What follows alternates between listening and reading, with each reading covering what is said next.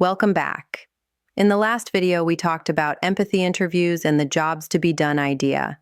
You saw how listening deeply to real people and hearing what they're actually trying to accomplish gives you a grounded picture of what the world needs.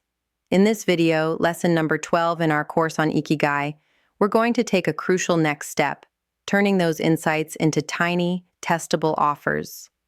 This lesson is all about offer prototypes. Small, low-risk experiments where you put a simple version of your help in front of real people and see what happens. The goal isn't to build your ultimate business or perfect role overnight.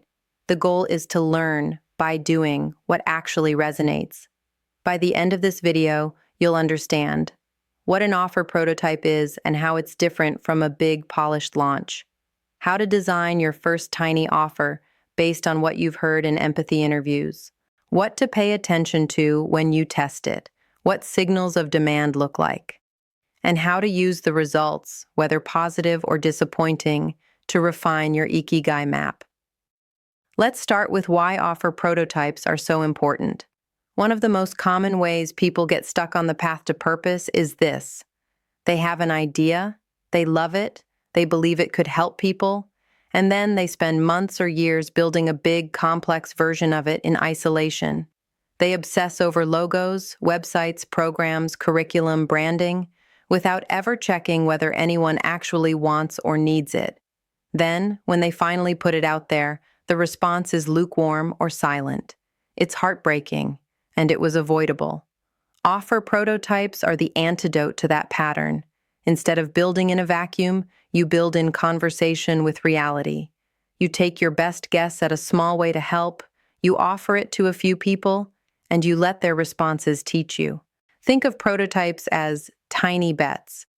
They're small enough that if they don't work, you haven't sunk your life into them. But they're real enough that the feedback you get isn't imaginary. It's based on actual behavior. So, what does a tiny offer look like? An offer prototype can take many forms, depending on your strengths and the needs you've discovered. Here are some examples that fit the spirit of your manuscript. A 1-hour workshop over video for a small group focused on solving one specific problem you heard in your interviews. A short, structured one-on-one session where you guide someone through a process you believe could help them. A simple PDF or checklist that addresses one common obstacle. A trial run of a service, like reviewing someone's CV, helping them plan a transition, or clarifying their values, in exchange for honest feedback. A small group conversation you facilitate around a theme where you provide structure and support. The key is small, specific, and time-bound. For example, instead of "I'm creating a full program to help mid-career professionals reinvent themselves," an offer prototype might be, "I'm offering a free 60-minute clarity call to help you identify your next 3 small steps if you're feeling stuck in your career." Or instead of, "I'm launching a complete communication course for nonprofits," a tiny offer might be, "I'm running a 90-minute workshop for nonprofit leaders on how to tell your story in a way donors understand, limited to 5 participants." See the difference? The prototypes are focused. They don't require months of content creation. They're just big enough to test. Do people say yes? Do they show up? Does the experience help them? Do you feel energized when you deliver it? Now, how do you design your first prototype based on your empathy interviews? Go back to the notes you made. Pick one group you've talked to and one problem statement you wrote that feels especially alive. For example, or small nonprofit leaders feel overwhelmed and lost when trying to communicate their mission. They want donors to understand and care, but they don't know how to tell their story. Ask yourself, what's one small but meaningful improvement I could help them achieve in a short amount of time? What's the job they're hiring something to do here? In this case, one job is, help me explain what we do in a way that clicks with donors. A tiny offer might be, I'll work with you for 60 minutes to craft a simple, clear story you can use in conversations and on your website.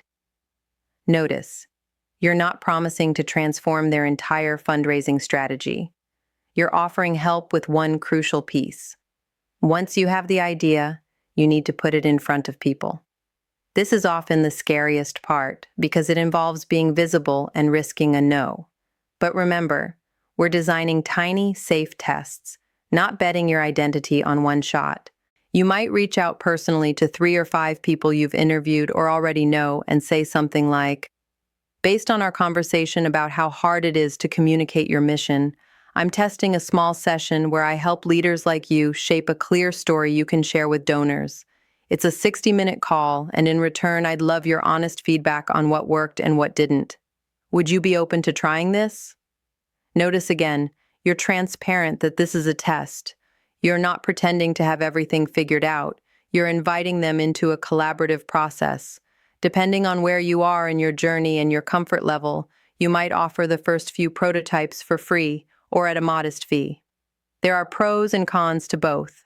Free can reduce the barrier to entry and get you quick feedback. A modest fee, something that feels comfortable for both of you, can give you important information about whether people are actually willing to pay for this kind of help. The important thing at prototype stage is not maximizing income. It's maximizing learning. So, what do you pay attention to when you run these tiny offers? First, notice the response at the invitation stage. Do people say yes quickly? Do they hesitate? Do they ignore it? Their reaction already tells you something about the strength of the need and how clearly you framed it. Second, notice what happens during the session or when they use your small product. Are they engaged? Do they seem relieved? Do you see light bulb moments? Do they ask for more? Third, have a short debrief at the end. Ask questions like, what part of this was most helpful for you? What, if anything, felt confusing or off? If I offered this again, what would you change? Would you recommend this to someone in a similar situation? Their answers give you qualitative data. If several people say, the most helpful part was when you helped me get clear on X, that's a strong signal about where your value lies. If people consistently say, I wish we had more time for Y, that tells you where you could deepen or adjust. Fourth, and just as importantly, pay attention to your own experience. During and after the prototype, ask yourself, how did I feel delivering this? Energized, neutral, or drained? Did I feel like I was using my real strengths or forcing myself into a role that doesn't fit? Could I imagine doing more of this with refinement without burning out? Remember, we're not just testing market demand. We're testing Ikigai alignment. If the world loves an offer that makes you miserable, that's not a good Ikigai candidate. If you love delivering an offer that nobody seems to want, that's not sustainable either. The sweet spot is where both you and they benefit. Now, what if you put an offer prototype out and nobody bites, or they say polite things but you don't feel any real traction? That's not failure. That's information. It might mean your framing was off. Maybe the problem you chose isn't the one that's most present for them, even if it's important in your eyes. Maybe the way you described the offer didn't reflect their language from the interviews. Maybe the timing or format wasn't appealing. Instead of concluding, I'm useless, ask more precise questions. Did I choose the right problem to focus on? Did I describe the outcome in terms they actually care about? Did I reach out to the right people or too few people? Was my offer too vague or too broad? You can even go back to 1 or 2 people and say, I'm trying to understand something. When you saw this invitation, what went through your mind? Was there anything that put you off? If they're willing, their honest feedback can help you adjust. In your manuscript, this is the evidence over ego principle in action. You're letting results, yeses, nos, engagement, lack of engagement, guide your next move rather than clinging to an idea because you like it. Over time, as you run a handful of these prototypes, patterns will emerge. Some things will feel promising, people will respond with genuine interest, you'll feel energized delivering them, and you'll see real shifts or benefits for the participants. Those are the areas you'll want to double down on. Other prototypes will land flat or feel off. That's okay. You can gracefully let them go or tweak them. The goal is not to prove that your first idea was perfect. The goal is to gradually home in on that intersection of love, strength, need, and sustainability. As you gather this evidence, keep updating your Ikigai map. If you run a workshop and it goes well, add notes under what I'm good at and what the world needs, like helping group of X clarify Y through Z format. If you notice that certain types of offers drain you, add that to your what drains me list. If you see that people light up most when you help with a very specific part of their journey, write that down. Your map becomes less hypothetical and more anchored in lived experience. Before we close this lesson, let's talk about mindset.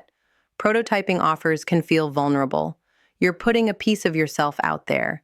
You might be tempted to wait until you feel ready, until your idea is perfect, until you've thought of every angle. Waiting like that is usually just fear in disguise.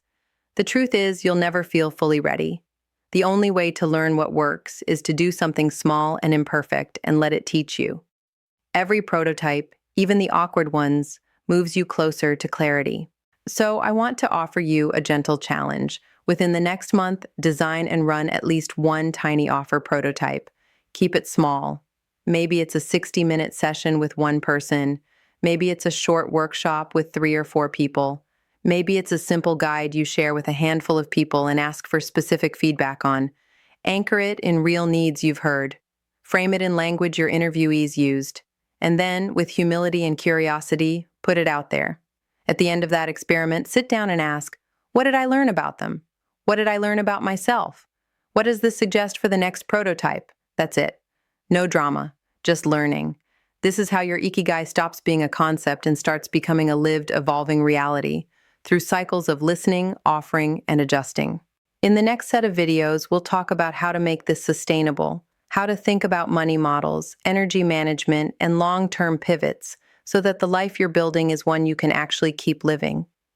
For now, celebrate the fact that you've reached this stage. You're no longer just thinking about purpose, you're experimenting with it, you're in motion, and that's where transformation really happens. I'll see you in the next lesson.